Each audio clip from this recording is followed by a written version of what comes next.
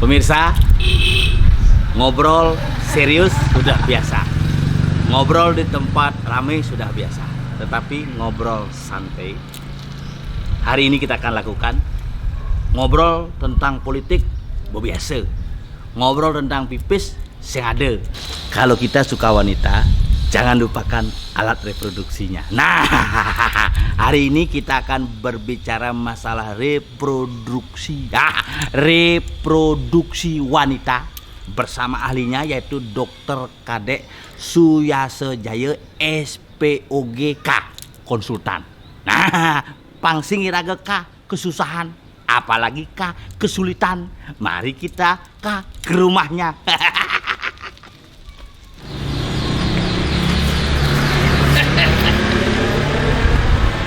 Lung Suparmi, Kadek biasa, susu nih banyak. Ini istrinya.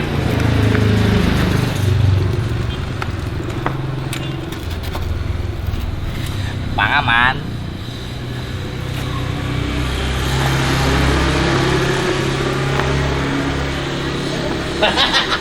Ada bel. Kita akan ketemu dengan dokter. Halan sepeda nih. Halo.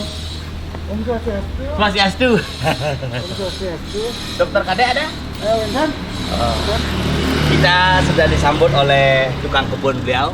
Kita akan ketemu dengan Dokter Kadek. Jangan bayangkan, Dokter Kadek Suyasejaya SPOGK konsultan. Tinggi, ganteng, cukuran nyelep, pasti. Om Bandone lengah. Dokter Kadek. Rentan di belakang. Saya ada. Di belakang Rika. Oh, di belakang rumah. Di belakang rumah. Kita akan kupas tuntas tentang reproduksi wanita.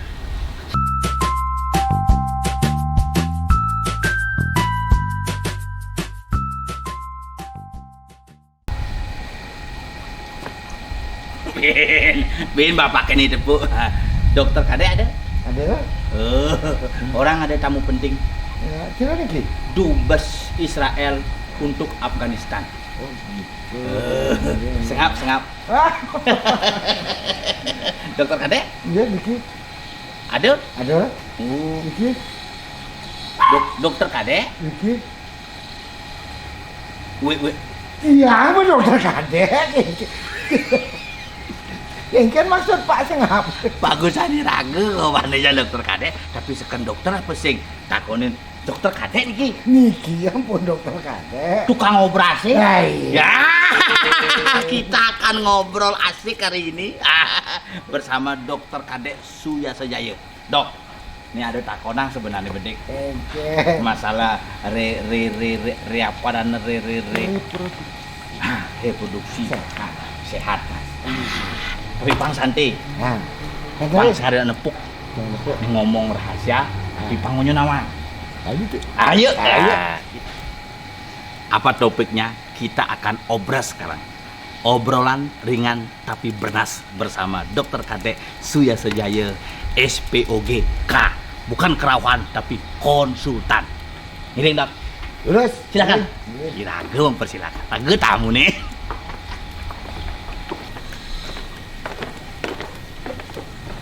Hari ini kita akan bahas masalah keputihan. Apa itu keputihan? Bagaimana ciri-cirinya? Dan siapa saja bisa keputihan? Kita tanya lengkap bersama Dokter Kadek. Ayo.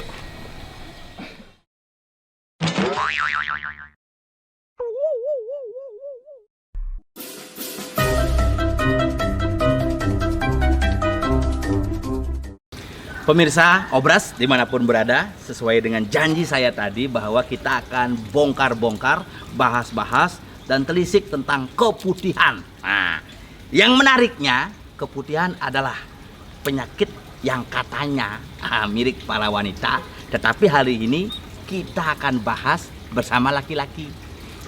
yang merasakan wanita, yang membahas laki-laki. Apa hubungannya? Ada nggak hubungannya? Dokter, nih pertanyaan yang dari dulu, apa sebenarnya keputihan, dok? Laki-laki menanyakan keputihan. Laki-laki menanyakan Berarti keputihan. laki-laki peduli wanita. Karena laki-laki adalah orang yang selalu menanyakan keputihan untuk menuju kepatuhan. Tuh. Apa itu keputihan, dok? Keputihan. Wanita cuma dua aja, kalau nggak keputihan kemerahan tuh. Nah, tapi ketika kemerahan, kenapa tidak pernah disebut kemerahan? Justru disebut datang bulan, kedatangan tamu. Kenapa tidak pada saat keputihan dibilang kedatangan rezeki atau kedatangan matahari? Karena keputihan kadang-kadang penyakit, kemudian orang rezeki. Oh, penyakit. Tidak selalu memang. Jadi gini, keputihanlah sebenarnya cairan vagina yang bukan darah, itu definisi malu nih. Cairan sulur malu sulur. Vagina bukan Cairan darah. vagina yang bukan darah. Di vagina itu kan banyak ada kelenjar, bukan kelenjir.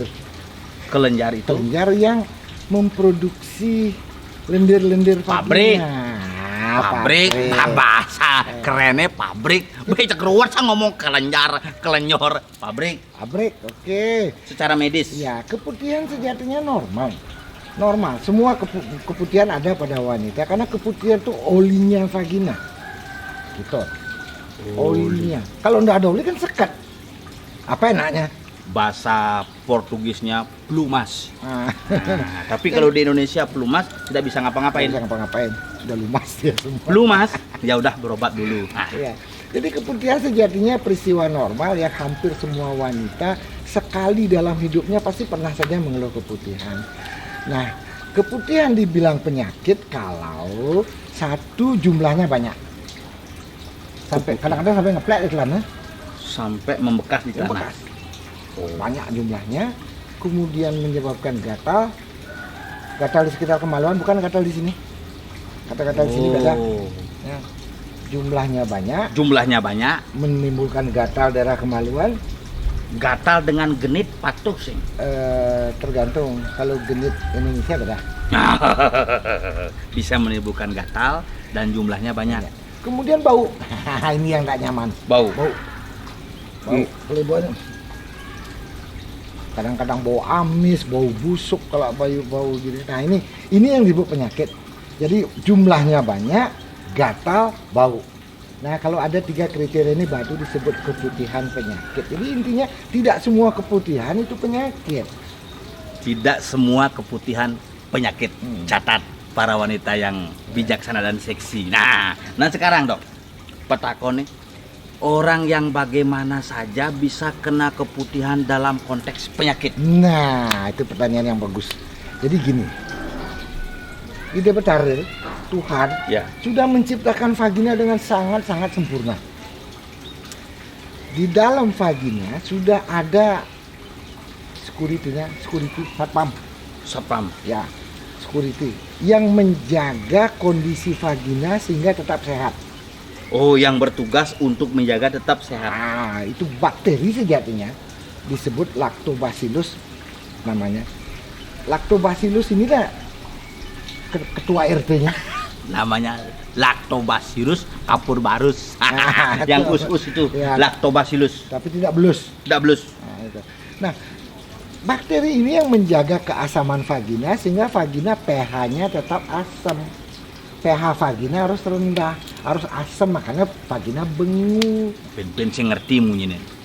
pH Lactobacillus. Aduh. Ruwet nih bahasa medis ini. Bahasa medis. Perhatikan dengan seksama dalam tempo yang sesingkat-singkatnya penjelasan dari dokter Ade. Tapi kita berusaha sederhanakan saja. Ya. pH itu kan semua tahu pH lah Ya. mengukur. pH vagina itu harus asam di bawah 4 lah katakanlah gitu. Karena kalau perlakuan kita terhadap vagina sewenang-wenang, Nah, cebok, tangan sampai masuk, bahaya. kadang-kadang pakai sikat. Wah, Kok digosok. terus nyikat WC. Nah, perlakuan yang tidak benar terhadap vagina menyebabkan lactobacillusnya mati. Oh, Lactobacillus itu bisa mati. Nah, kalau security-nya mati, tidak ada lagi yang Yang melindungi. sebenarnya di vagina ini hidup berbagai macam mikroorganisme. Berbagai macam organisme hidup di dunia. Vagina itu kebun binatang. Tapi mereka hidup rukun, saling asuh gitu loh. Karena ada penjaganya, Lactobacillus ini yang mendamaikan semua pertentangan. Itu namanya taman harmonis. Nah, Apa gitu. ada yang cara bahasa taman sarwa genep nih. Iya, pasti ada kebun binatang. Kebun binatang. Berbagai mikroorganisme hidup, tapi mereka hidup rukun, saling asuh. Nah, karena perlakuan kita sewenang-wenang terhadap vagina, memakai antiseptik berlebihan. Bahaya juga. Bahaya, jangan terlalu banyak antiseptik. Apa ya? Oh. Vagina sudah sempurna dia. Nah, Nah, ini- Petara sudah menciptakan itu dengan baik. Ini katanya biar keset, dipakai sabun sirih. Tuh juga tidak terlalu berlebihan. Kalau tidak ada keluhan ngapain? Kayak kemarin ada video ya, biar bisa jepit-jepit di ratus. Apa namanya? Biar mekudus itu. Apa gurah vagina? Gurah. Pernah saya dengar itu. Gurah. Diasap. Jasab. Kalau sepengetahuan saya yang diasap tuh bandeng. Bandeng asap tuh bagus untuk diawetkan. Bisa jadi warnanya sudah bandeng, diasepin. Tambah bandeng. Tambah bandeng. Tuh badang ada nih. Oh, badang. Badang. Nah, jadi itu saya pikir tuh tidak ada gunanya dari sisi medis ini. Dari sisi medis. Karena kita kita berbicara aspek kesehatan iya, dari sisi fungsi medis. normal vagina Fungsi. gitu loh. Itu Ini ahlinya yang ngomong. sekali lagi Tuhan sudah menciptakan vagina kita dengan, jadi hati-hati ya para ibu-ibu, remaja putri, jangan memperlakukan vagina sewenang-wenang. Jadi cebok misalnya, tangan ndak usah masuk vagina, ndak perlu, cukup di bibir vagina aja cebok. Kemudian jaga daerah vagina jangan lembab. Dengan lembab. Ya habis cebok, habis mandi keringkan yang baik. Jangan basah-basah buru-buru pakai celana. Itu mempengaruhi. Nanti mengering sendiri kan kelembaban meningkat. Oh. Gitu loh. Tapi jangan juga nggak pakai celana. Nanti Bahaya. kering kerontang Ya, dia. ISIS nanti dia gitu. Ya, ISIS. Jadi intinya menjaga daerah vagina jangan lembab, kemudian jangan memperlakukan vagina dengan terlalu berlebihan, memakai antiseptik, antibiotik yang tidak perlu. Kalau antiseptik, antibiotik berlebihan, Lactobacillus ini mati. Mati. Kalau Lactobacillus mati, tidak ada lagi yang menjaga keseimbangan vagina. Mulai dia leak-leak tuh muncul jamur, bakteri, mulai dia keluhan keputihan jadinya. Yang gatel lah, yang bau lah. Nah, sekarang pertanyaannya begini, Dok. Iya. Kalau kemudian keputihan itu menjadi sebuah penyakit bagi para gadis-gadis atau ibu-ibu muda, berpengaruh tidak terhadap hubungan intim, kemudian berpengaruh tidak terhadap proses kelahiran yang dilahirkan? Berpengaruh dan Tergantung si jenis keputihannya nih ya. Kalau misalnya keputihannya karena jamur lah, karena yang ringan dan yang lucu lah ya, jamur, protozoa namanya atau bakteri, mungkin dengan terapi sudah bisa hilang. Tapi hati-hati keputihan yang diakibatkan karena penyakit kelamin, gonoru, kencing nanah misalnya, ya bisa mempengaruhi bayi. bisa. Iya, kalau bayi lahir ada gonoru, ibunya kan bisa terjadi di mata, dia komplikasi mata bayi. Oh, Begitu masuk bisa bernanah mata ikut. Makanya kalau gonoru positif pada menjelang persalinan, kita pilih sesar biasanya. Karena nggak boleh dia mesulum lewat bawah. Maksudnya persalinan normal. Sehingga dia mau masuk baliut. Biar dia bayinya tidak kena Iya, bakteri tidak yang kontak ada dia. di sini. Tidak kontak selama perjalanan kan kontak dia. Ya. Karena vagina terinfeksi. Tapi kalau hanya keputihan biasa sih tidak masalah ya. Terus apa tadi pertanyaannya tadi lupa saya. Ini tentang hubungan intim. Iya, hubungan intim. Keputihan termasuk salah satu penyakit menular seksual. PMS. Penyakit menular seksual.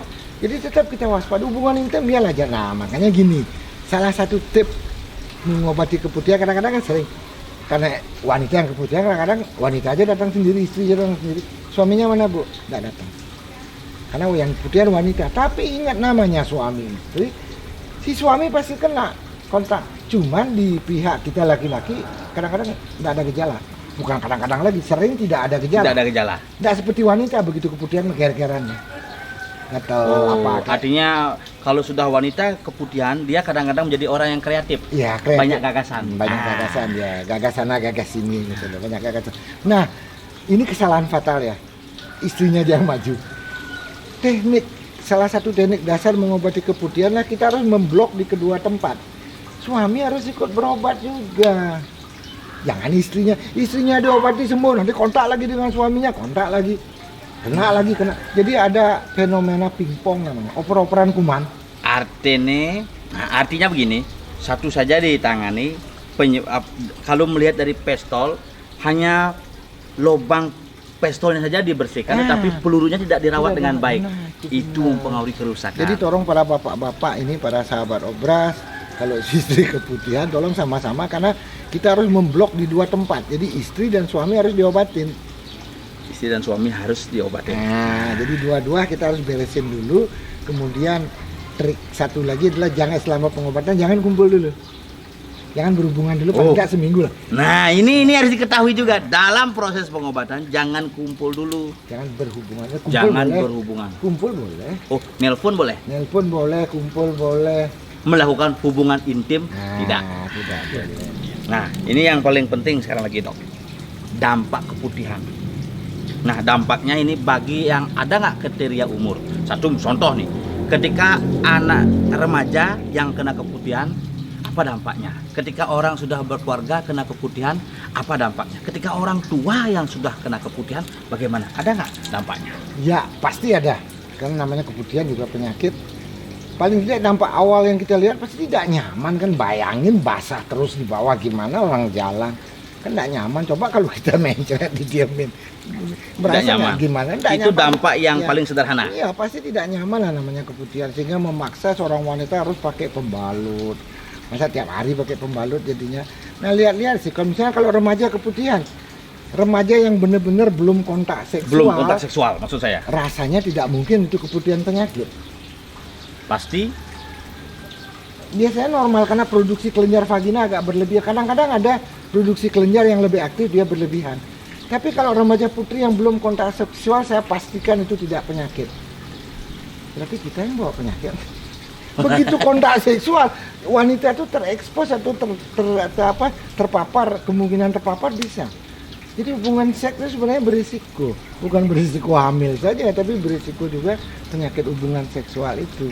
Nah, kalau pada umur reproduksi keputihan ya kita harus pikirkan karena kontak seksual. Dampaknya apa? Kalau jangka panjang, kalau ini keputihannya infeksi, kalau dibiarkan tidak diobati. Ini vagina kan lorong ke atas langsung nembus ke rahim, langsung ke saluran telur, langsung ke indung telur. Kan lama-lama bisa infeksi menjalar ke atas. Kalau jelek nasib infeksinya mengenai saluran telur, itu dia bisa membuntu kedua saluran telur. bisa membuntu. Membuntu kedua saluran, efeknya apa? Ya mandul. Kan nggak mungkin bisa hamil kalau kedua saluran telur buntu. Ini sudah pernah kita bahas pada tayangan yang lalu, bagaimana kemandulan terjadi akibat buntunya kedua saluran telur. Kenapa buntu? Biasanya karena efek infeksi. Dari mana infeksinya? Ya pasti menjalar dari bawah ke atas. Jangan menyepelekan hal yang tidak Iya, biasa. benar. Ya. Karena itu akan menjadi hal yang luar biasa. Jangka panjangnya terutama hati-hati dengan hubungan seks yang tidak aman. Nah. Yang tidak aman, satu, tidak dengan suami sendiri, tidak aman. Tidak aman. Ya, tidak dengan suami sendiri kan tidak aman. Oh, tidak dengan suami atau istri Nah, tidak aman. tidak aman. Itu Berganti-ganti pasangan. Berganti-ganti pasangan. Ya. Itu bahaya sekali. Bahaya sekali sekarang dengan ini, besok dengan sandal gitu misalnya. Sekarang sepatu satu, sandal satu, bahaya. Bahaya. Bahasa Inggrisnya sanglir. Ya. Tetap setialah dengan satu pasangan. Kemudian menjaga kesehatan organ reproduksi yang seperti tadi itu. Jadi tetap jaga daerah vagina jangan lembab, itu kuncinya ya. Nah, sekarang pertanyaan saya gini, Dok. Ada nggak pengaruh keputihan itu karena faktor makan atau pikiran? Secara teori itu ya nggak mungkin. Nggak mungkin. Karena dia infeksi lokalan di vagina. Nggak mungkin karena stres atau keputihan banyak. Tak lah. Oh, tak lah. Tak mungkin lah. Tak mungkin loh. Makanan tidak berpengaruh. Makanan secara Kecil. tidak langsung barangkali makanan yang bisa merangsang produksi kelenjar vagina lebih aktif bisa jadi. Itu maksudnya. Tapi kan keputihan normal bukan penyakit. Dong ngajeng kene keputihannya nan. Kadang-kadang seperti itu. Tapi sampai saat ini susah kita deteksi mana sih makanan yang bisa meningkatkan produksi kelenjar vagina. Masih susah kita. Paling aman ya makanan-makanan yang berserat lah. Kapas yang gitu-gitu. Sayur, Berserat, kapas, kain, korden, korden. benang. sayur-sayuran, buah-buahan, Oh, sayur-sayuran. Artinya sayur apa sayur-sayuran? sayur, Yang cara bahasa Bali ini jukut-jukutan, jukut bohong, buah, pura-pura ya. sayur, buah itu yang berserat. Iya. Nah. Itu. Nah, yang paling terakhir, Dok. Ya. Saya mau tanya paling terakhir tentang keputihan. Ketika orang itu mengalami keputihan karena satpamnya rusak. Ya. Nih ya, satpamnya kan rusak nih. Ya. Apa obat yang paling ampuh? Yang pertama kita kasih lokal, tablet vagina. Jadi lokalan kita masukkan. Vagina juga bisa minum obat. Iya, Bukan bisa. hanya minum kapsul saja. Yang kedua secara menyeluruh juga kita pakai obat minum. Diminum di Ya, atas, di diminum, bawah juga. Di bawah. Tapi jangan lupa pasangan harus diobati juga untuk mencegah fenomena pingpong, oper-operan kuman. Jadi kedua yang tadi kan kedua pasangan harus diobatin.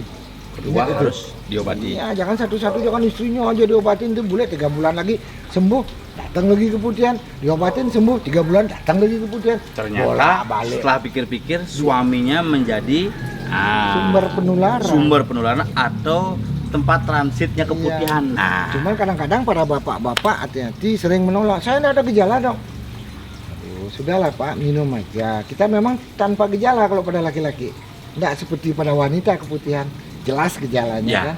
Jelas gejalanya. Kalau laki-laki gejala jelas pada penyakit menular kelamin. Kebalikannya kalau penyakit menular misalnya gonoru, laki-laki yang segera bergejala nyari tembok, kencing, kejengat-kejengit. Tapi pada wanita yang tidak ada gejala, itu namanya kencing amarah. kalau kencingnya marah. Kencingnya begini. Aduh. Kencing amarah namanya. Dia kencing tapi marah sendiri. Ya. Nanti jangan kita bahas itu dulu karena ada yang Ada akan kita nanti. bahas di pertemuan selanjutnya. Betul. Tetapi hari ini cukup dengan keputihan dulu. Menarik pemirsa Obras yang berbahagia. Hal yang kecil sekali dari tempat yang paling sempit sekali akan menimbulkan masalah yang besar, bahkan bisa menggemparkan dunia. Artinya, hati-hati bermain dengan hal kecil, karena hal kecil bisa menjadi besar. Mari kita mulai perubahan yang besar dari hal yang paling kecil. Salam Obras. Dan salam reproduksi sehat.